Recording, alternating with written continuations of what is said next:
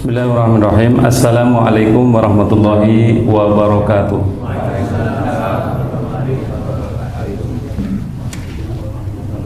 Alhamdulillah alladzi khalaqal mauta wal hayata liyabluwakum ayyukum ahsanu amala. Asyhadu an la ilaha illallah wahdahu la syarikalah wa asyhadu anna Muhammadan abduhu wa rasuluh. Allahumma shalli wa sallim wa barik ala nabiyyina Muhammadin wa ala alihi wa ashabihi wa man tabi'ahum bi ihsanin ila yaumiddin, amma ba'd. Ayol muslimun, Bapak Ibu, saudara-saudaraku yang senantiasa dirahmati Allah Subhanahu wa taala, sudah sepatutnya malam hari yang penuh berkah ini kita selalu memuji Allah Subhanahu wa taala dengan ucapan alhamdulillah sebagai ungkapan rasa syukur kita kepada Allah yang telah memberikan kita kehidupan, memberikan kita nikmat umur, memberikan kita nikmat rezeki, ya, memberikan nikmat iman wal Islam. Hadirin rahimakumullah, salawat serta salam moga-moga selalu dilimpahkan kepada uswah dan qudwah kita, yaitu baginda Nabi besar Nabi Muhammad SAW, yang kita berharap semoga kelak di yaumul akhir, pada hari akhir nanti Allah memberikan syafaatnya kepada kita, dan semoga kita bisa bersama baginda Rasulullah SAW. Baik, hadirin rahimakumullah, mempersingkat waktu, kita melanjutkan tema kajian kita pada akhir pertemuan sebelum Ramadan, yaitu beriman kepada Rasul, ya, insya Allah. Dan hari ini lanjutannya beriman kepada hari akhir. Baik, hadirin rahimakumullah, pertama-tama berkaitan dengan hari akhir ini kita wajib mengimani, karena hari akhir ini bagian dari usulul iman. Ketika baginda Rasulullah didatangi oleh malaikat Jibril bertanya tentang Islam dan iman, maka Rasulullah menjawab dengan sempurna, dengan lengkap, bahwa iman itu antu'mina billahi, kamu beriman kepada Allah, wa malaikatihi, dan kepada malaikatnya, wa kitabi wa kutubihi, dan kepada kitab-kitabnya, wa rusulihi, dan kepada rasul-rasulnya, wal yaumil akhir, dan kepada hari akhir. Dan yang keenam ada wabil qadri khairi wa syarri, beriman kepada takdir Allah Subhanahu wa ta'ala. Kalau hari ini kita ditakdirkan menjadi orang yang masyarakat biasa, rakyat biasa, ya jangan iri dengan Pak Jokowi, ya. Pak Jokowi ini ditakdirkan menjadi orang nomor 1 di Indonesia, ya. Tapi semuanya sama, ya. Semuanya itu sama, tergantung yang membedakan adalah bagaimana kita menerima takdir tersebut dan bagaimana kita menjalankan, ya, seluruh perintah Allah Subhanahu wa taala. Nah, dikatakan oleh Allah Subhanahu wa taala di dalam Al-Qur'an surat Al-Baqarah ayat 177, firman Allah, laisal birra an tuwallu wujuhakum qibalal masyriq wal maghrib. Laisal birra, bukanlah kebajikan itu ialah an tuwallu, kalian hadapkan, wujuhakum, wajah-wajah kalian, qibalal masyriq, mengarah timur, wal maghrib, dan mengarah barat. Jadi masyriq itu dari kata syaroko, artinya terbit. Jadi masyriq itu tempat terbit, ya, tempat terbit itu kan di timur. Kalau syarqiyah itu timur. Kalau maghrib dari kata ghoroba, artinya tenggelam. Maghrib tempatnya tenggelam matahari. Walakinna albirra, tetapi kebaikan itu adalah, kebajikan itu ialah man amana billah, barang siapa yang beriman kepada Allah Subhanahu wa taala, wal yaumil akhir, dan beriman kepada hari akhir, wal malaikati wal kitabi wan nabiyyin. Nah, di sini Allah Subhanahu wa taala menggandeng beriman kepada Allah itu dengan wal yaumil akhir. Baik, hadirin rahimakumullah. Itu adalah dasar bahwa ya, kita wajib beriman kepada hari akhir. Begitu juga dasar dari hadis sebagaimana yang sudah saya ungkapkan tadi. Dalilnya bahwa kita harus beriman kepada hari akhir adalah sabda Rasulullah yang diriwayatkan oleh Imam Muslim. Ya, dialognya malaikat Jibril dengan Rasulullah ketika malaikat Jibril bertanya, "Ma huwal iman?" Rasulullah menjawab, "Antu'mina billahi wa malaikatihi wa kutubihi wa rusuli wal yaumil akhir wa tu'mina bil qadri atau bil qadari khairihi wa syarrihi." Maka hadirin rahimakumullah, siapa yang tidak mengimani hari akhir atau tidak mengimani salah satu dari arkanul iman, dia kufur. Ya. Seseorang yang tidak beriman kepada hari akhir, dipastikan dia ya tidak takut melakukan dosa. Ya. Dia tidak akan takut melakukan hal-hal yang melanggar syariat Allah, atau dengan kata lain dia tidak peduli. Nah, hadirin rahimakumullah, adapun hadis atau dalil yang bersifat khusus menerangkan ya wajibnya kita beriman kepada hari akhir adalah surat At-Taghabun ayat 7. Di situ Allah Subhanahu wa taala berfirman, "Za'amal ladzina kafaru." Orang-orang kafir berkeyakinan, beranggapan an la yub'atsu, mereka tidak akan dibangkitkan kelak ya, setelah semua. Jadi orang-orang kafir itu berkeyakinan mereka tidak akan pernah dibangkitkan, alias tidak percaya dengan datangnya hari kiamat. Hari kiamat itu al-qiyamah atau al-ba'su adalah hari kebangkitan, hari kehancuran. Qul bala wa rabbi, ya katakanlah demi Tuhanku, la tub'atsunna, kalian benar-benar akan dibangkitkan. Summa, lalu kemudian la tunabba'unna, kalian akan diberi kabar, berita, bima amiltum, terhadap atau dengan apa-apa yang sudah kalian lakukan di dunia. Ya, nyolong pencet tonggone gak izin. Masih ingat Pak ya? Ya. Wa dzalika 'ala Allah yasir, dan hal itu bagi Allah sangat amat mudah. Ini di sini ada kata-kata la tub'atsunna, sungguh kalian benar-benar akan dibangkitkan. Allah ini asli katanya itu ba'atha, bangkit ya, atau membangkitkan. Lah terus kemudian di situ ada la pendek, itu artinya sungguh. Kalau la panjang artinya tidak ya. Makanya kalau ngucap azan ya, kalimat thayyibah la ilaha illallah, la-nya itu panjang ya, jangan sampai adanya itu pendek. La ilaha illallah, sungguh benar-benar ada ilah selain Allah. Ini la-nya la ilaha illallah, tidak ada ilah kecuali Allah.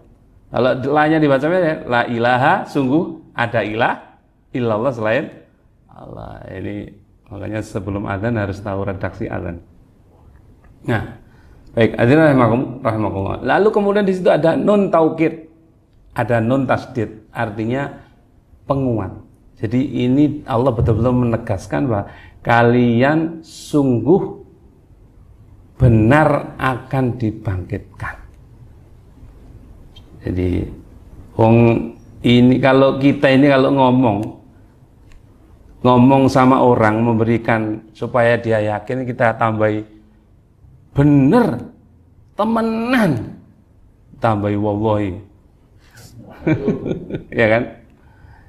Lah kalau Allah yang berbicara jangankan ditambahi penguat, kalau Allah berbicara pasti hak tetapi Allah menambah dengan penegasan supaya kita yang mendengar ini betul-betul yakin percaya kita ini akan dibangkitkan oleh Allah Subhanahu wa taala, ya.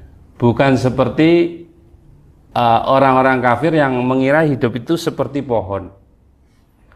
Setelah tumbuh dari tunas kemudian menjadi lebat, kemudian tua, rontok daunnya, lapuk pohonnya, kemudian roboh, terus kemudian hancur. Seperti itu, tidak ada fase berikutnya, yaitu anggapan orang kafir. Sehingga mereka ya di dunia ini namanya surga. Nah, hadirin rahimakumullah.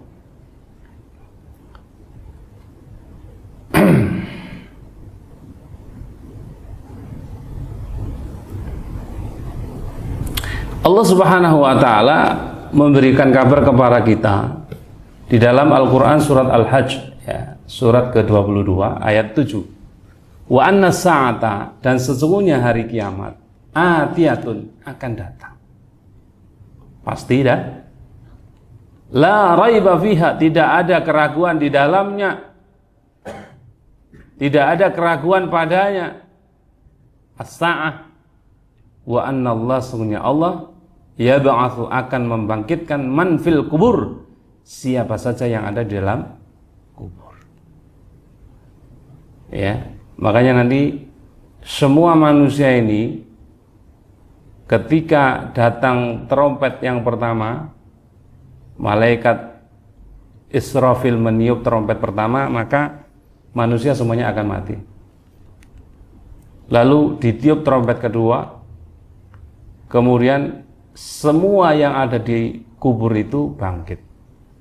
Wa idzal quburu bu'tsirat, apabila mereka itu dibangkitkan. Nah, biarpun sudah hancur, tinggal tulang, bahkan sebagian besar tulang juga hancur, ada sisa tulang ekor. Nah, dari situ Allah Subhanahu wa taala membangkitkan, kemudian dalam wujud yang baru. Tetapi ruhnya tidak tertukar. Ruhnya tetap kita, karena hakikat ruh itu hanya berpindah, ya, dari jasad ke alam barzah, kemudian berpindah ke alam akhirat. Ya. Makanya di alam kubur itu juga ruh kita ini juga akan merasakan, ya, nikmat ataupun kesengsaraan. Orang beriman akan dinamakan pagi sore taman-taman surga, orang-orang kufur akan dinamakan pagi sore jurang-jurang api neraka. Nah, hadirin rahimakumullah, di sini Allah juga mengawali wa'ana, penegasan juga bahwa hari akhir kiamat itu pasti tiba. Nah, hal inilah ya keyakinan kita terhadap hari akhir itu yang kemudian membuat kita itu menyadari bahwa di dunia ini tidak selamanya, ya. Lalu kemudian membuat kita ini, ya, menggerakkan kita ini untuk beramal soleh, diantaranya datang ke masjid untuk menunaikan atau menghadap Allah Subhanahu wa taala. Ketika orang itu imannya terhadap hari akhir tipis, maka dia tidak peduli di dunia itu, ya. Bahkan kurang persiapan. Tapi kalau iman kita terhadap hari akhir itu kuat, ya, sangat kuat, iman kita betul-betul iman betul, maka akan ada persiapan. Dan persiapan tidak nunggu pensiun, tidak nunggu kita usia tuh, wah, bahkan kita masih sehat pun juga persiapan, karena kematian itu tidak nunggu sakit dan tidak nunggu tuh, wah, pameran, ya, teman-teman kita yang meninggal di Kanjuruhan itu, ya, masih seger buger, masih umur 15-17.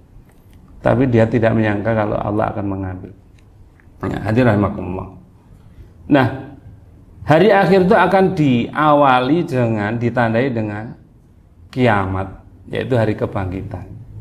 Kiamat di sini dibagi menjadi dua, yaitu kiamat sughra dan kubro. Ya, kiamat itu kan, kiamat tentu isim atau kata berjenis perempuan. Ada taknya, kiamah. Nah, kata sugro di situ sama dengan sogir. Sogir itu kecil. Nah, cuman kalau sogir itu untuk jenis kata laki, ya kan? Masjidun sogirun, gitu kan? Masjidun itu jenis kata laki. Tapi kalau contoh muslimun, satu orang muslim, sogirun kecil. Tapi kalau muslimatun, sogirotun, gitu kan? Nah, kiamat ini jenisnya perempuan, makanya digunakan sugro. Ya, sedangkan kabirun itu untuk yang laki, untuk perempuannya nama kubro. Kiamat kubro. Kubro itu dari kata kabir. Nah, dikelompokkan atau ditandai dengan dua kiamat. Yang pertama kiamat sugro dan yang kedua adalah kubro. Kiamat sugro itu, hadirin rahimakumullah, kiamat kecil, yaitu merupakan peristiwa berakhirnya kehidupan sebagian makhluk di dunia. Ya, semua makhluk yang bernyawa di dunia ini akan mengalami kematian. Nah, hadirin rahimakumullah, jadi kematian ini bagi orang yang masih hidup seperti kita adalah menjadi pelajaran yang sangat berharga, bahwa pada saatnya nanti semua orang juga akan mengalami kullu nafsin dha'iqatul, setiap yang bernyawa pasti akan merasakan kecuali yang tidak bernyawa. Nah, hadirin rahimakumullah, di antara kejadian kiamat sughra yang pertama adalah tadi peristiwa kematian. Jadi peristiwa kiamat kecil berupa kematian kita sudah sering melihat dalam kehidupan kita sehari-hari. Ya, tadi di dekat mana tadi? Di kuburan di perempatan itu, kuburan Madiopuro sudah ada orang itu bawa kaleng itu, ya. Ada bendera kematian. Kemarin juga, Masya Allah, setiap hari Pak. Cuman kadang sebagian masyarakat kita kalau lihat kematian itu biasa. Bahkan dia tugasnya gali kuburan tuh sambil guyon-guyon. Ya, ini terkait dengan hati. Hati itu ada yang lembut sehingga ada kematian langsung ya Allah. Ya. Kita mengucapkan inna lillahi wa inna ilaihi rajiun. Kalau hatinya tidak lembut alias keras, ya, tidak tersentuh. Ya, pentingnya kita melembutkan hati. Salah satu melembutkan hati kita itu adalah yang baca Al-Quran, itu jadi lembut Pak. Mengingat orang-orang yang kena musibah jadi lembut. Ya. Nah, orang tidak akan bisa lari dari kematian. Kata Allah, aina takunu, dimanapun kalian berada, mau sembunyi di mana, yudrikumul maut, kamu akan didatangi kematian. Walau kuntum fi burujim musayyadah, meskipun kalian berada di dalam benteng yang tinggi ataupun kokoh. Ya. Ada orang yang berusaha ingin memperpanjang umurnya. Ya. Di Cina itu konon politikus itu kalau dia sudah sakit, misalkan sakit hati, mereka transplantasi. Ya. Jadi mencangkok hatinya, sehingga umurnya masih panjang. Tapi toh akhirnya juga akan mati toh. Mati. Orang kaya, mati. Orang miskin, bapak-bapak, semuanya mati. Ya, yang bersandar, mati. Sing senden dia juga mati Pak. Ya, yang di atas podium ya mati. Cuman kapan? Bisa jadi bapak duluan, saya terakhir, atau saya terakhir bapak duluan, gitu. Sama. Gak bersandar Pak. Ya. Nah inilah, jadi salah satu kiamat sughra itu kematian. Setiap yang bernyawa merasakan mati. Yang kedua, kiamat sughra itu kejadian bencana alam, ya. Bencana ya, seperti gempa ya, kemudian banyak ya bencana-bencana seperti banjir, letusan gunung berapi, ya, bahkan kekeringan. Itu bagian dari kiamat sughra. Dan kita harus waspada, Pak, harus mempersiapkan diri. Konon menurut badan apa? Meteorologi ya. Kita ini akan mengalami kemarau panjang kayaknya. Ya. Konon ya, Pak. Itu perkiraan. Tapi kita siap-siap. Karena dulu pernah terjadi di masa Nabi Yusuf.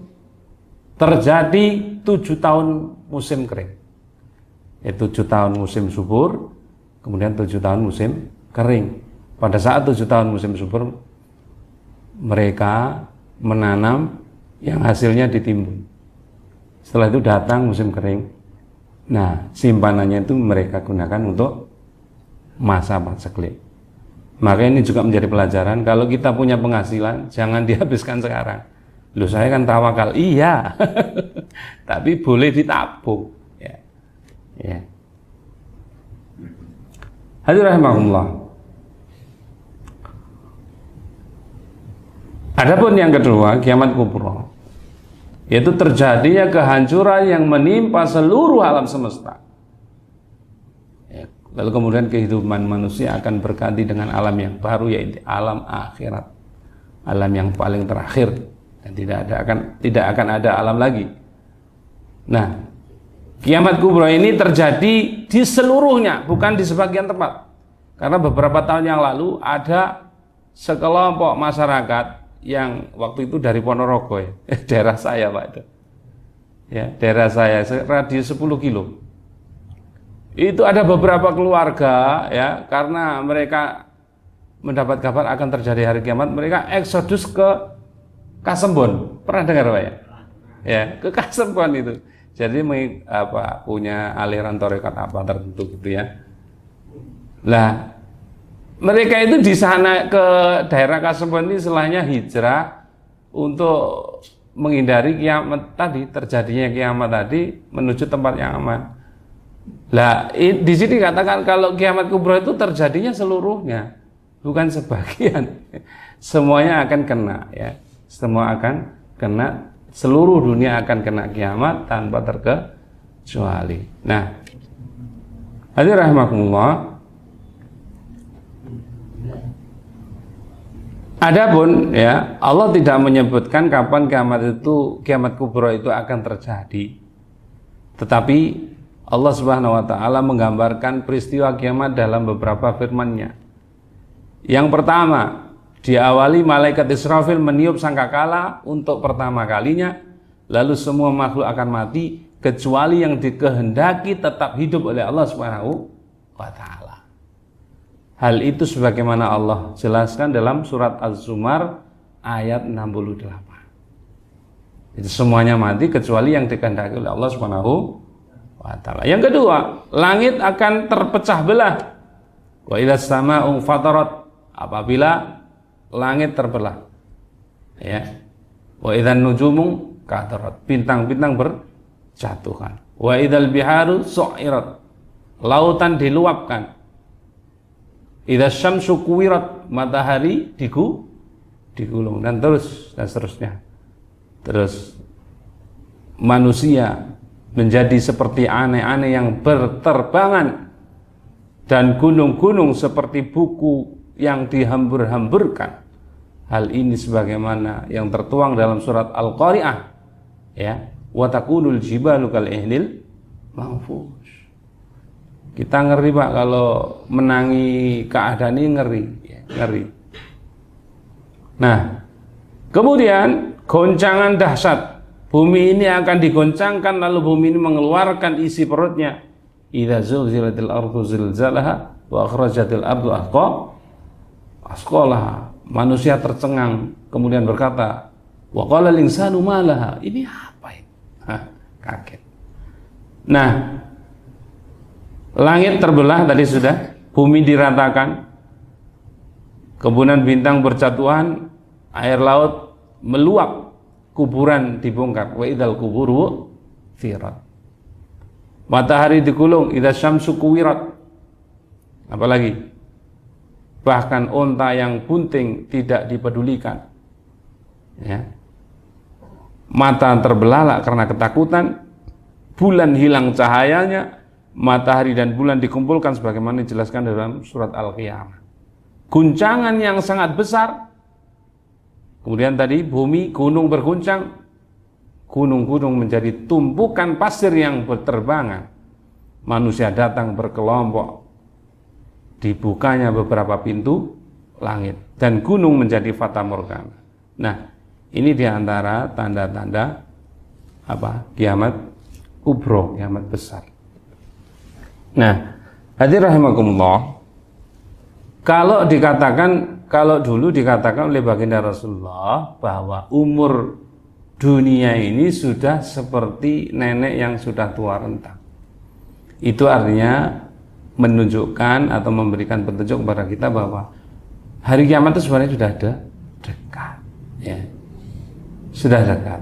Nah, hadirin rahimakumullah, adapun tanda-tanda sebelum datangnya hari kiamat berdasarkan firman Allah dan hadis Rasulullah. Yang pertama, keluarnya Dajjal yang mengajak manusia kepada jalan kesesatan. Dajjal akan muncul menjelang hari kiamat. Dajjal dikatakan sebagai sosok orang yang kafir dan jahat, membawa fitnah atau ujian terbesar, dan tidak ada ujian terbesar selain hal tersebut. Dajjal akan mengaku sebagai Tuhan, mengajak manusia kepada jalan yang sesat sehingga kemaksiatan merajalela.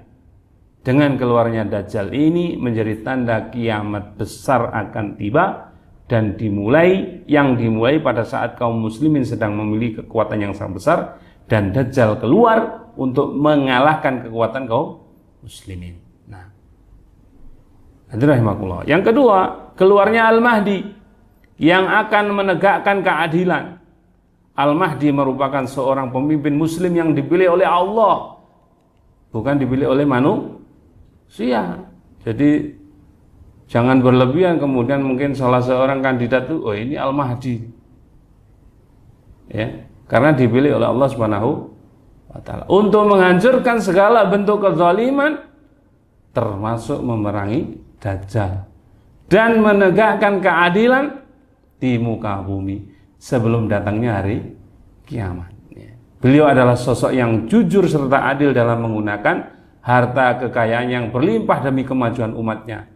Allah mengislahkan Al-Mahdi dalam satu malam. Seperti yang dikatakan dalam sebuah hadis, Al-Mahdi berasal dari umatku, kata Rasulullah, yang akan diislahkan oleh Allah dalam satu malam. Bagi Allah tidak sulit, ya. Jadi tidak dikader berbulan-bulan, Pak. Langsung oleh Allah dalam satu malam dia diislahkan, kemudian berubah menjadi seorang pemimpin yang betul-betul adil. Yang ketiga, turunnya Isa, Nabi Isa bin Maryam. Jadi Nabi Isa ini belum mati, Pak. Nabi Isa ini diangkat oleh Allah Subhanahu wa Ta'ala. Ya.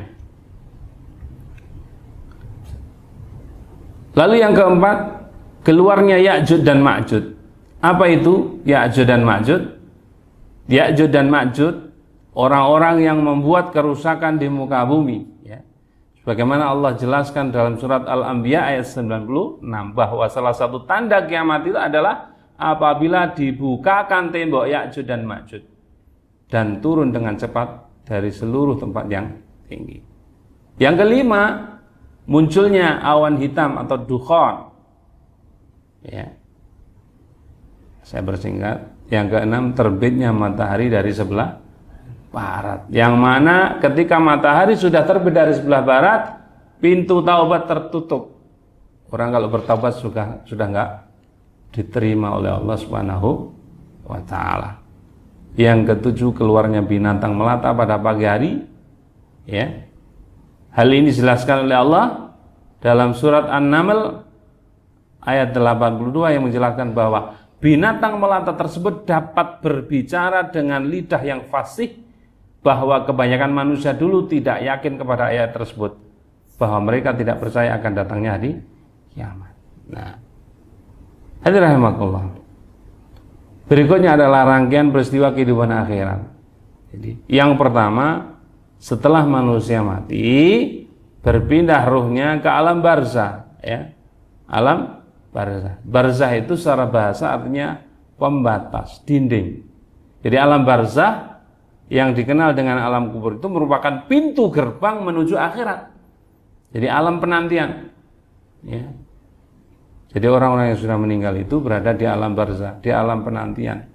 Dia menunggu sampai tiba datangnya hari kiamat. Maka beruntunglah orang itu ketika di dunia dia orang beriman, maka di alam barzah sambil menanti dia dinampakkan pagi sore taman-taman surga. Nah,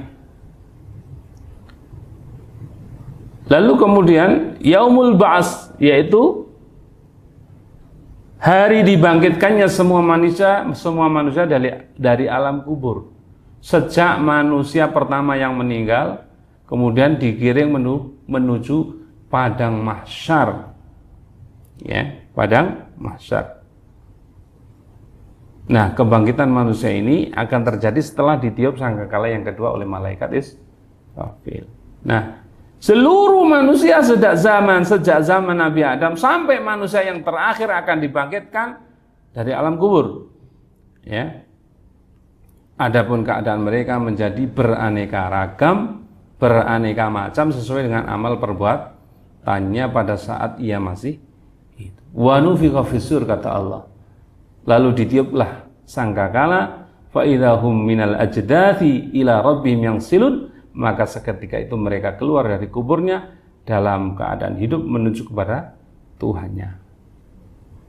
Jadi yang kedua itu yaumul ba'ats.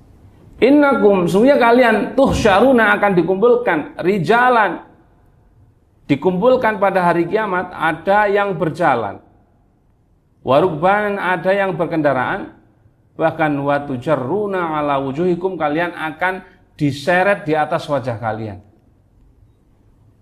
Ya, kok bisa Pak? Ya, Allah Maha Kuasa. Kita bisa berjalan dengan kaki kita. Begitu nanti manusia ada yang berjalan dengan wajahnya, bisa berjalan dengan wajahnya. Ya. Hadirin rahimakumullah. Yang ketiga, setelah dibangkitkan tadi, yaumul hasyr, hari pengumpulan.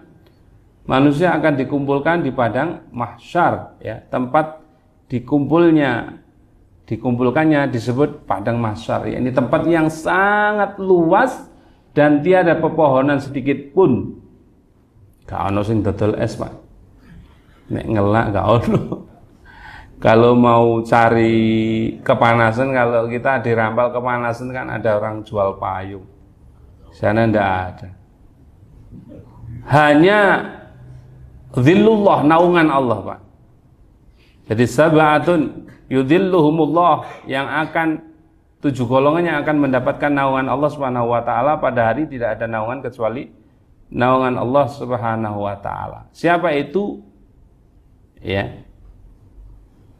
Nah, di sini dikatakan tudna syamsu, matahari akan didekatkan yaumul qiyamah, kelak pada hari kiamat, minal khalqi, ya, terhadap makhluk, hatta takuna minhum, sehingga dari mereka itu ada yang kamik dari mil.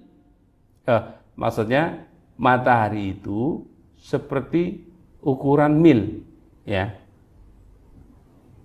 Lalu kemudian fawallahi, demi Allah, ma'adri ma ya'ni bil mil. Jadi demi Allah aku tidak tahu apa yang dimaksud dengan mil, kata Sulaim bin Amr.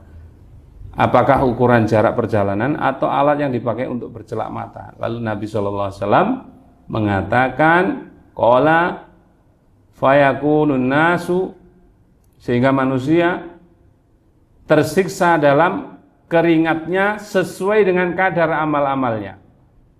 Ya, fayakunun nasu ala qadri amalim fil araqi. Faminhum, di antara mereka orang yang ada di padang mahsyar, karena matahari itu sudah didekatkan, man yakunu ila ka'baih, ada orang yang keringatnya itu membasahi mata kakinya. Wa minhum, di antara mereka, man yakunu ila rukbataihi, ada yang keringatnya membasahi lututnya. Wa minhum, dan di antara mereka, may yakunu ila haqwaihi, sampai ke pinggangnya. Wa minhum man yuljimuhu al-araku iljaman, sampai keringatnya itu hampir menenggelamkan dia. Wa asyara Rasulullah, lalu kemudian Rasulullah memberikan isyarat sallallahu alaihi wasallam biyadihi ila fihi, ya. Beliau memberikan isyarat dengan meletakkan tangan ke mulut beliau. Nah, hari itu Pak, sab'atun yudhilluhumullah, ada 7 golongan yang mendapatkan naungan Allah fi dhillihi yauma la dhilla illa dhilluh, pada hari itu tidak ada naungan kecuali naungan Allah. Yang pertama al-imamul adil, pemimpin yang adil. Kalau pemimpin itu adil, maka umatnya akan merasakan kesejahteraan, kebahagiaan, tidak ada yang terzalimi. Nah, cuman pemimpin adil itu berat. Ya, pemimpin adil berat. Seperti Rasulullah mengatakan, kalau Aisyah anak saya, siapa itu? Fatimah ya. Anak saya yang mencuri, maka saya sendiri yang akan memotong tangannya. Ya, sekarang itu kan hukum terkesan, kata orang ya, kata pengamat, tebang pilih ya. Tumpul apa itu? Tumpul ke atas, tajam ke bawah ya. Dan sekarang nampak. Wasyabun, yang kedua, tadi pemimpin adil dapat naungan Allah. Jadi dia selamat. Kalau pemimpin itu adil, dia akan mendapatkan naungan Allah Subhanahu wa taala, tidak kepanasan. Yang kedua, golongan yang kedua, wasyabun, pemuda nasya'a bi ibadati rabbi, yang tumbuh dengan beribadah kepada Tuhannya. Jadi sejak remaja Pak, itu tumbuh rajin beribadah kepada Allah Subhanahu wa taala. Nggih, mohon maaf, kita yang sudah sepuh-sepuh, yang mohon maaf, rajinnya itu baru setelah pensiun, tidak dikasih bonus oleh Allah Subhanahu. Yang dikasih bonus naungan siapa? Anak muda yang tumbuh ya. Ya, soalnya masih muda ya kan. Jadi saat teman-temannya itu ikut konser, cosplay ya kan, ikut konser di mana, Rampal tak apa, ya dia itu asik murojaah, asik sholat bersama, ini dapat bonus.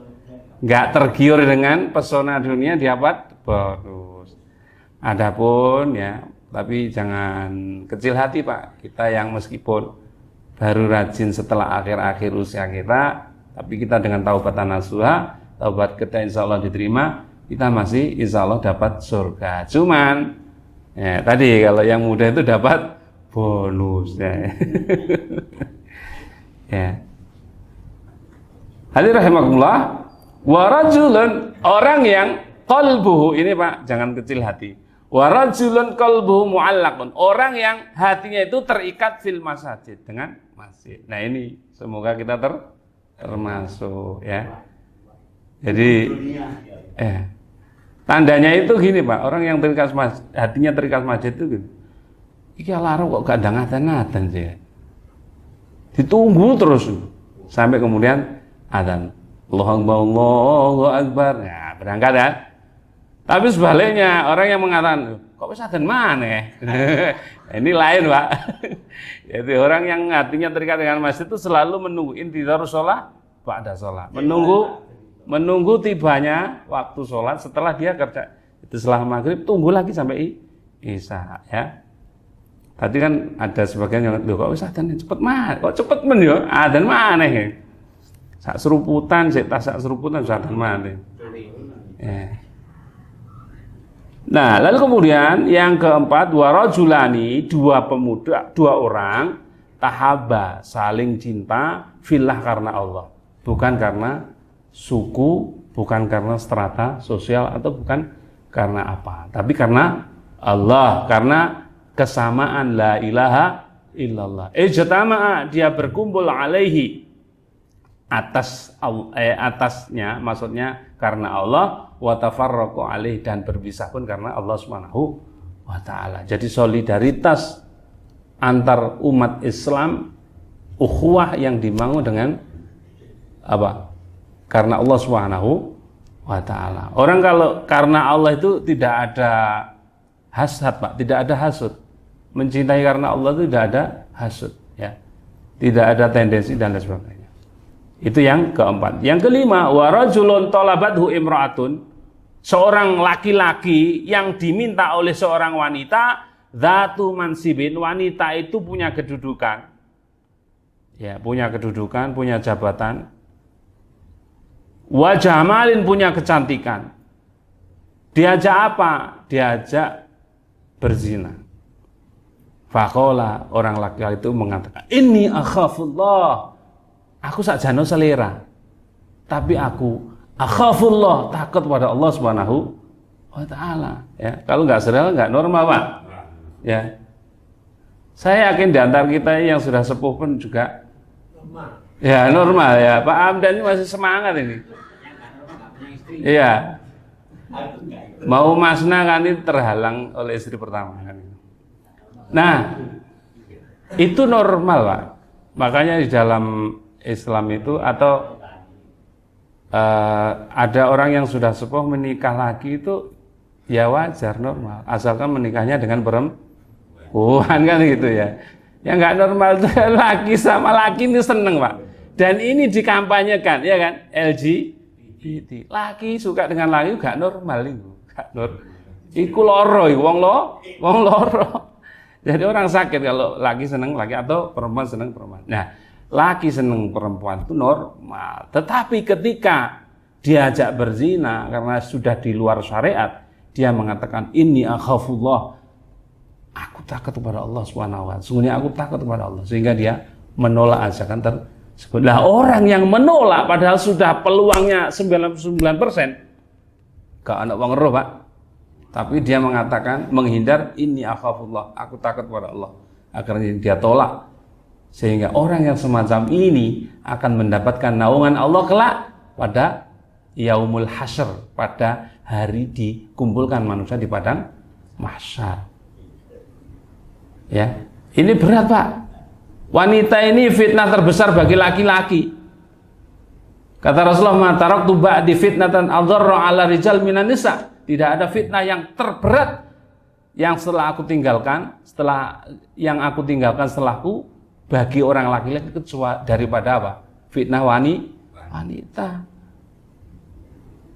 Ya.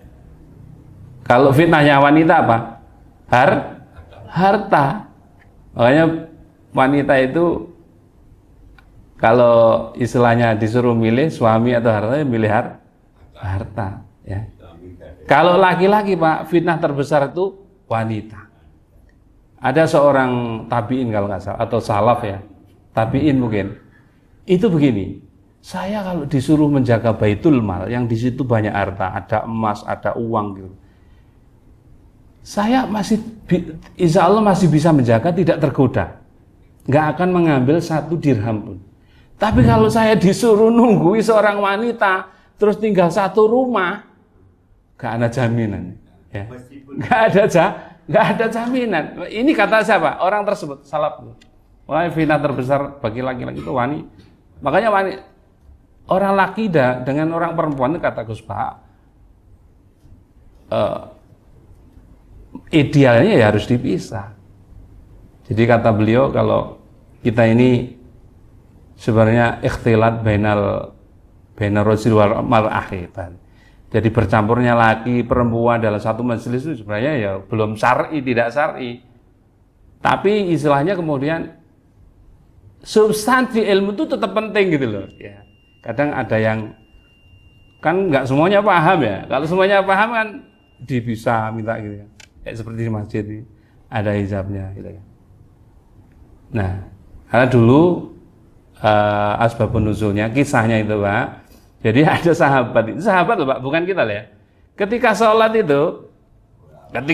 itu pandangannya ke belakang. Nginceng pada saat ruku itu bukan lihat tempat sujud tapi ke belakang, lihat wanita karena dulu tidak ada hijab. Jadi wanita di belakang. Itu sahabat apalagi. Lah ini kalau nggak ada hijabnya, waduh. Jadi sholat Isya itu mungkin belum selesai, lupa rakaat deh. Ya. Rakaat biru yang mau kan itu. Yang itu tentang wanita, Pak ya. Makanya harus dijauhi, maksudnya jangan coba-coba gitu ya. Wala taqrabuz zina. Yang berapa? 6 ya. Wa rajulun, orang yang tasaddaqa, bersedekah, akhfa, dia sembunyikan sedekahnya, hatta la ta'lama shimaluhu, sampai tangan kirinya tidak mengetahui ma tunfiqu yaminhu, apa yang diinfakkan oleh tangan kanan. Jaga ikhlas, Pak. Ya, jaga ikhlas. Orang yang termaktub dalam hadis ini nggak minta setelah nyumbang aku delen nomor siji, enggak. Diumumkan, enggak minta diumumkan, enggak. Dia itu malah ingin disembunyikan. Ya, hadirin rahimakumullah. Ini mendapat naungan Allah Subhanahu wa taala. Yang ketujuh, yaitu yang tidak kalah dahsyatnya adalah, dan ini berat, Pak. Wa rajulun, orang yang dzakarallah, mengingat Allah khalian, dalam keadaan sendiri, ya, fa fadat ainahu, matanya bercucuran air mata, nangis, Pak. Kita ini kan kadang nangis tapi nggak keluar air mata saat akhir bulan, ya kan? Ya Allah, anakku wae SPP, ya Allah iki sepedae wae cicilan, ya Allah. Nah, dodolan sepi, nangis loh, tapi air matanya nggak keluar. Ancen wates sampai dewe. Kita ini keras ya. Kalau ini yang dimaksud nangis takut kepada Allah Subhanahu wa taala, ya. Seperti Umar bin Khattab itu sajadahnya itu basah. Ya itu karena dia nangis kepada Allah Subhanahu wa taala, meratapi nanti di hari akhir tuh di padang mahsyar seperti itu dan sebagainya. Nah, inilah 7 golongan yang mendapatkan naungan Allah Subhanahu wa taala.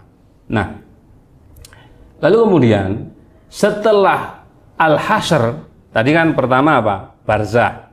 Kemudian yang kedua al-ba'ats, dibangkitkan. Yang ketiga hasyr, ya kan? Dikumpulkan. Yang keempat dihisab. Dihisab. Makanya kalau orang Islam itu diajari oleh Rasulullah, ungduru ilaman huwa asfala minkum walatang duru ilaman huwa fauqu. Dalam hal harta kita disuruh melihat ke bawah, jangan melihat ke atas. Ya, kalau kita takjub pada orang, enak ya orang itu, gitu kan? Enak ya orang itu, kaya raya dan sebagainya, gitu kan? Tapi Pak, orang semakin banyak harta itu hisapnya panjang. Tapi kalau kita ini sedikit harta, ya, hisapnya mudah, ya. Ya mau disap apa? Mempunyanya cuma baju, ya, 2 potong, ya. Hadirin rahimakumullah. Ada kan sahabat itu, khalifah siapa itu, bajunya cuma 2 potong. Jadi kalau satu dipakai, satu dijemur, itu luar biasa, Pak. Ini bajunya berpotong-potong. Hisapnya panjang itu, masya Allah. Dihisap, Pak, dihisap.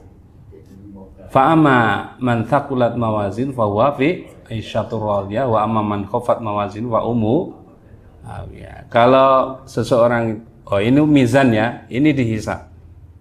Ya, makanya kita dianjurkan hasibu qabla an tuhasabu. Hisablah diri kalian sebelum kalian dihisab. Yang kelima yaitu yaumul mizan, ditimbang, Pak. Setelah dihisab, ketemu tadi kebaikannya dan keburukannya, lalu dimizan, ditimbang. Fa amma man thaqulat mawazinu, bila timbangannya itu berat, artinya amal solehnya lebih banyak, fa huwa fi isyatir radiyah, tandanya dia bahagia. Wa amma man khafat mawazinuhu, adapun kebaikannya ringan, dosanya lebih banyak, fa ummu hawiyah, ancamannya neraka hawiyah. Seimbang, itu akan dikembalikan kepada Allah, ya. Bisa jadi kita mendapat syafaat Rasulullah SAW. Nah, syafaat itu penting, Pak. Syafaat itu pertolongan, ya. Kita ini kadang, saya sendiri sering ngasih syafaat kepada murid saya. Nilainya gak kuat tapi tak katrol. Tak kasih syafaat. Ya Pak Tri, pernah Pak ya? Iki nek gak tak lulus nosakno, kuliah wis suwi bayar akeh tak kasih syafaat. C dadi B kan. Yaumul jaza, setelah di mizan tadi, nanti yaumul jaza Pak, dibalas, pembalasan. Sekecil apapun kebaikan akan dibalas, dan sekecil apapun dosa akan dibalas oleh Allah Subhanahu wa ta'ala. Ya kan? Faman ya'mal mithqala dzarratin khairan yarah wa may ya'mal mithqala syarratin ya. Faman ya'mal mithqala dzarratin khairan yarah wa may ya'mal mithqala dzarratin syarran yarah. Ya, ini Pak, ini harus kita yakini. Makanya jangan meremehkan amal soleh meskipun kecil, karena itu ada bala. Sebaliknya juga jangan meremehkan dosa. Mek ngono meskipun itu juga ada balasanya, ya kan? Mek ngono kan gitu. Ini. Lalu endingnya Pak, kita akan melewati jalan sirat, kemudian di situ ada surga dan neraka. Nah, inilah akhir kembali manusia itu. Nanti di surga apa? Neraka. Maka surga itu harus kita minta, Pak. Sebagaimana Allah memerintahkan, wasari'u ila maghfiratin mir rabbikum wajan. Nah, mintalah kamu kepada Tuhanmu ampunan dan surga. Nah, saya kira itu Bapak Ibu rahimakumullah ya. Pembahasan kita tentang apa? Hari akhir, beriman kepada hari akhir. Surga itu bermacam-macam, Pak. Surga yang paling tinggi adalah Jannatul Firdaus, ada surga Aden, ya. Ada surga Ma'wa, ada Jannatul Naim, ada Jannatul Khuldi. Dalam hal surga kita juga disuruh minta yang tinggi. Ya. Mintalah is'alullaha jannatal firdaus. Mintalah kepada Allah surga firdaus, surga yang paling tinggi, ya. Kalaupun enggak surga yang paling tinggi, pokok surga sik marem, Pak. Marem ya, masih untung ya. Sementara kalau di neraka itu ya Allah sehari itu sama dengan 1000 tahun. Al yauma kana miqdaru indallah ka alfi sana. Sehari itu di sisi Allah seperti 1000 tahun menurut manusia. Makanya ada sahabat namanya Ukasah bin Mihsan itu ketika Rasulullah menyebut bahwa umatku itu ada 70.000 yang masuk surga tanpa hisab. Sahabat Ukasah bin Mihsan langsung, "Udu Allah, wahai Rasul, doakan aku kepada Allah, mohonkan aku kepada Allah, ayyaj'alani minhum, agar Allah menjadikan aku termasuk 70.000 itu." Lalu kemudian Rasul mengatakan, "Anta minhum, kamu wahai Ukasah, kamu bagian dari 70.000. Lalu farajulun akhar, faqala rajulun akhar, ada orang kedua melu-melu, ya, dia bilang kepada Allah, "Udu Allah ya ja'ala minhum." Ya Rasul, kula nggih purun. Ya, saya juga mau, tolong doakan agar aku bagian dari 70. Kata Rasulullah, sabakoka Ukasah, kamu sudah didahului oleh Ukasah. Artinya apa? Ini juga takdir. Ukasah ditakdirkan oleh Allah masuk dalam barisan yang masuk surga tanpa hisab, sedangkan orang kedua enggak ditakdirkan meskipun doanya sama. Nah, hadirin rahimakumullah. Ini semoga bermanfaat ya. Segala benaran datang dari Allah, adapun kesalahan karena kelemahan saya. Subhanakallahumma bihamdika asyhadu an la ilaha illa anta astaghfiruka wa atubu ilaik. Assalamualaikum warahmatullahi wabarakatuh.